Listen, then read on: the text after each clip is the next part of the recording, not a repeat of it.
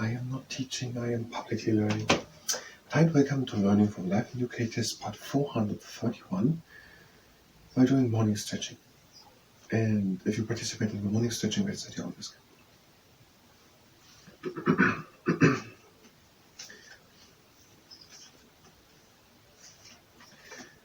About the test. The Life in UK test is designed to test your knowledge of British life and ability to use the English language.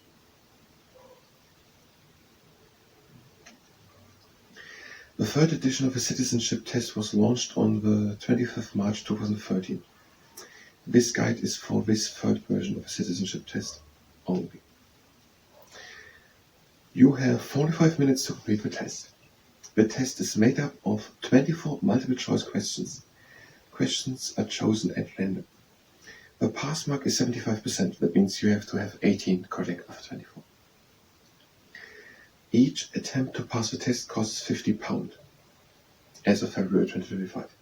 The test is conducted at Life in UK test centres across the UK. You take the test using a computer which is provided by the test centre.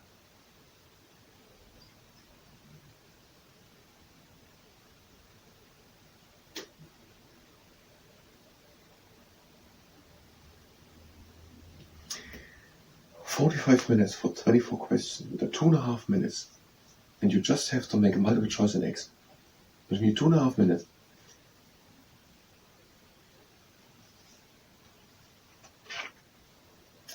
Why do I need to take the test? If you are applying for indefinite level to remain in the UK, also known as settlement, or British citizenship, then you must demonstrate that you have sufficient knowledge of life and language in the UK. This is also called the KOL requirement. Knowledge of life requirement. Knowledge or language? Knowledge of life and language. You must do two things to meet this requirement. Pass the Life in UK test and have a speaking and listening qualification in English at B1, CEFR or higher, or its equivalent. Some exemptions to the language requirements apply. For instance, if you are from a majority English-speaking countries such as the USA or Australia, you are exempt. You are also exempt if you have a degree level qualification or higher taught in English.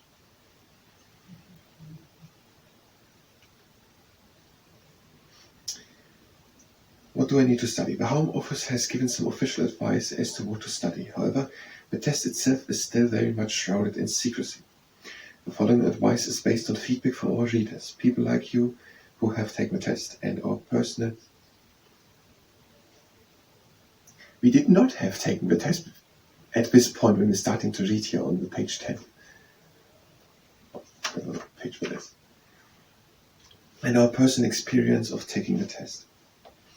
It is intended to help you plan your studies and not to provide shortcuts. Do I really need to learn everything? The questions in this test will be based on the whole book, including chapter 2, so make sure you study the entire book thoroughly. The questions in your test could be drawn from any part of chapters 2 to 6. For example, they may be on the values and principles of UK explained in chapter 2 alongside the information about the test itself. You may get questions on the Second World War or Parliament today, both of which are covered at length. But you may also be asked about the Statute of Rutland, see page 17, or British Crown Dependencies, see page 8, both of which are only mentioned briefly.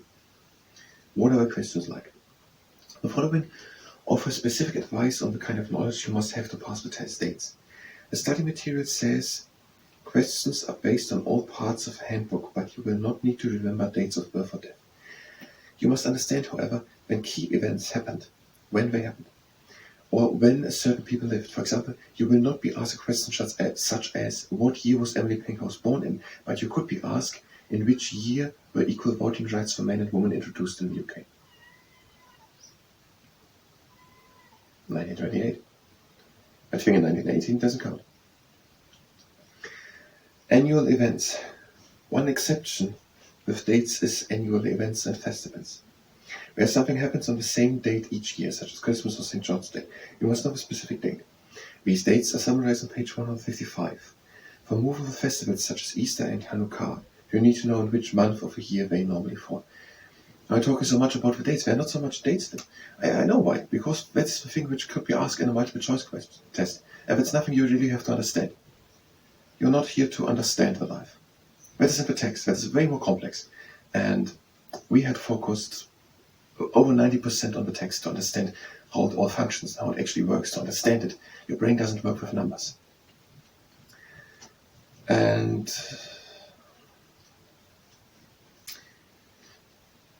middle we have a very long. And that is why we have to say then you actually have to do this 10% part with the dates. And it's actually more like 1%. Famous people, places and works. You need to be able to correctly identify the famous people described in the text. This means you should know who they are, their nationality, and what they are famous for. And be able to name the works. This applies to people described in the text and also people summarized in boxes or lists, including writers, artists, films and directors, sports people and architects.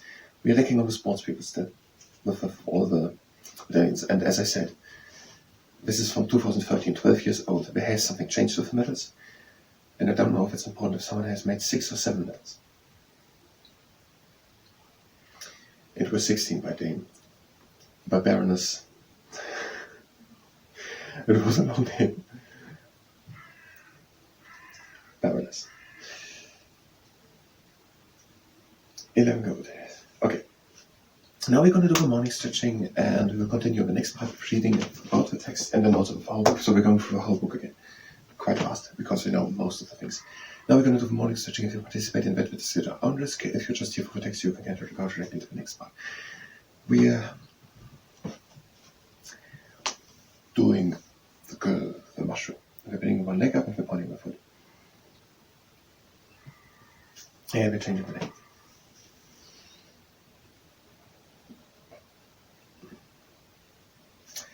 And we're breathing in and out.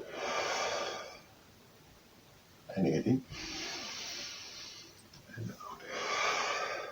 And in and out. Again in. Out. And another time in. Out. Again in. Out. And last round, breathe in. And out. And again in. Out. And now breathe in and close the legs. And out. Next exercise. Legs are standing between and shoulder wide apart. We're breathing in and lifting the arms up. And we're breathing out, we're going to one side. And breathe in and open rib cage. And again out. And again in. And out into the middle. And again in. And out to the other side. Breathe in and open rib cage. And out to the middle. Next exercise. No one sees Vyakya. We're breathing in. And out, one hand slides down the leg, and the other shoulder stays down. Breathing in. Out, we're taking one arm over. Breathe in and out, rib cage. And out. Again in. And out into the middle. Now breathe in. And out, and the other hand slides down the leg, the shoulder stays down. Breathe again in. And out, one arm. And breathe in and open rib cage. And again out. And again in. And out into the middle. And next exercise. The aeronautic, aerobatic, aeroplane. Feet are standing together and we're breathing in and lifting the arms up. And out, one head down. Breathe in and reach. And again out.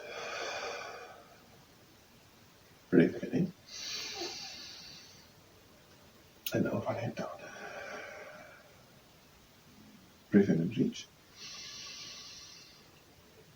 And again out. Again in. Out, one hand down. Breathe in and reach. And out. Breathe in. And out, last time, a hand down. Breathe in and reach. And out. And the arms down. Next exercise, the Niagara Falls. The legs are standing wide apart, and breathing in. And out, and we're hanging down. And we're only helping to come deeper down by breathing in through the nose into the chest. And by breathing out through the mouth. And again in. And out. And again in. And out. Again in. And out onto one leg. And breathe in. And out. And breathe in. And out onto the other leg. Breathe in. And out. And in. Out into the middle. Breathe again in. And we're closing the legs. Breathe out. And we continue just hanging down. And breathe in. And out. And again in. And out. Again in. And out. And the last time, breathe in. And out we come slowly up, round back, and making it for top, and backwards, shoulder down. Closing exercise, we're breathing in. And out. And in. And out. And in. And out.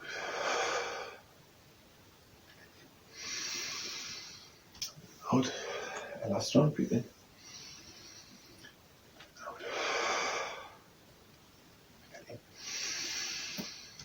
Out, now between the colossal legs. That was morning stretching. I thank you very much. And until next time.